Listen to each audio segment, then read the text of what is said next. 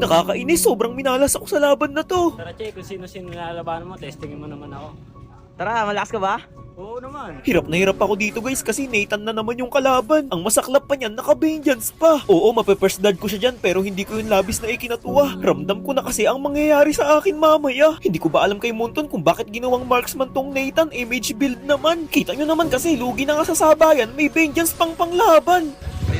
Pero sige, kahit alam kong ako'y lugi, tuloy pa rin. Sakit. Napapasabi na ako ng sakit at hapdi dyan guys kasi hindi ko na kinakaya. Ultimo sa maliliit na farm, ako ini-invade niya pa. Inantay ko lang mawala yung vengeance niya tsaka ako tinangkang pasukin. Nagtiwala ako sa aking inspire pero wala pa rin. Grabe ang kate. Alam kong lugi ako sa sabayan kaya naging play safe na ako. Bahala na kung sabihin niyang ako'y puro tago. Basta ang tangi ko lang magagawa ay dumepensa. Mag-aantay ng tamang panahon para palagan siya. Sinubukan ko siyang gulatin dito. Aray. Habang wala pa siya, pinilit kong kunin yung blue blob ko. Kapag ako'y kanyang naabutan, tiyak meron akong kalalagyan. Binilisan kong kuhain guys kasi alam kong pupunta yan dito. Nang mapansin niyang palakad-lakad ako sa harapan niya, hindi na siya nagdalawang isip para ako'y ultihan pa. Buti napakabilis ng aking darili para mag-switch ng item. Sarili.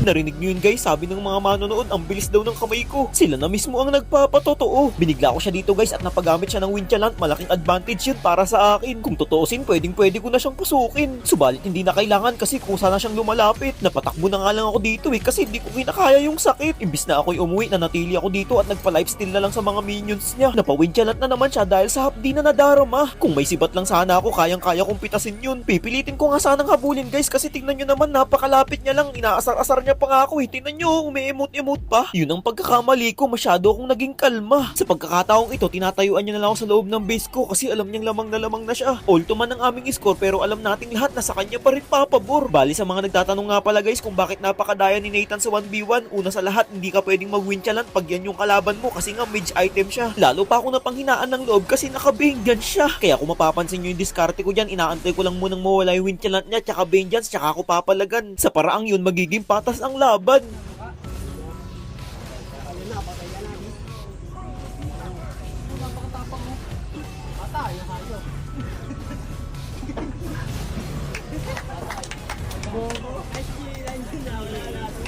Akala ng lahat makakambak ko pa kasi tinan nyo naman 24 minutes na ang nakakalipas. Subalit napakaganda ng flow ng mga minions niya. Imbis na tapusin na, nag-def pa ako. Yun, may pag-asa ka pa. Diyan ka pa ng salika.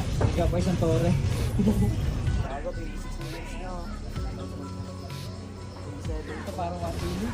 Panoorin nyo na lang guys hanggang dulo kung paano ko siya pinahirapan bago manalo.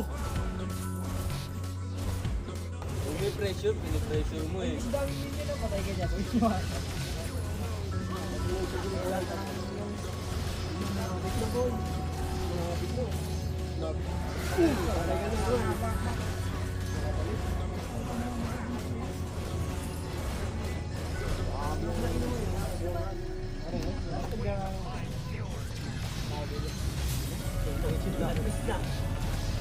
Patay ka.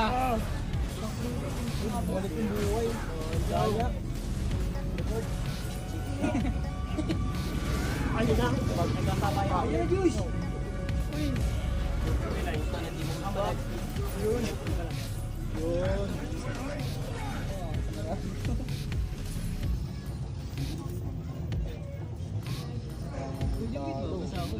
Pares ano eh. Ilang beses naman itong araw. Ayan na. Oh! Ay! Pagbugay! Oh! Patay! Ayan na. Oh!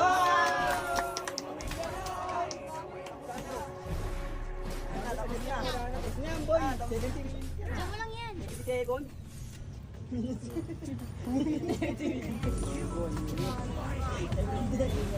Nakakabahan si Carl eh. Kahit nababasa na siya ng ulan eh. Malungkot pala. Alam ko masaya. Different yan. Ako mga. Kali ba ba? Yan. Marami ba? Marami. Hindi kaya nyo man. May ibang man. Sukulak ko. Parehas matigas ah. Parehas matigas, parehas may tira.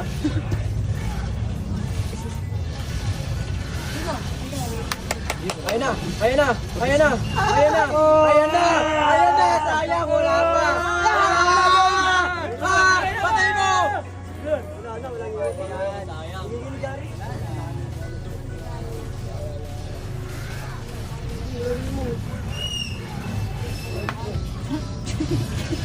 Ayan na! Patay na! Nag-frozen! Bang! Wala pa, joke lang. Makatagos yung ano sa niya, sa ano.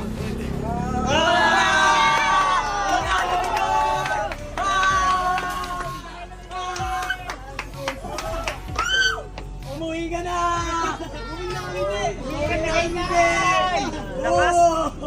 Lakas ng amoy, naka-jacket! Lakas yun! At ayun na nga guys, dito ko na-realize na hindi araw-araw palaging panalo. Minsan darating din tayo sa puntong ganito. Si Manny Pacquiao nga natatalo kahit boksingero.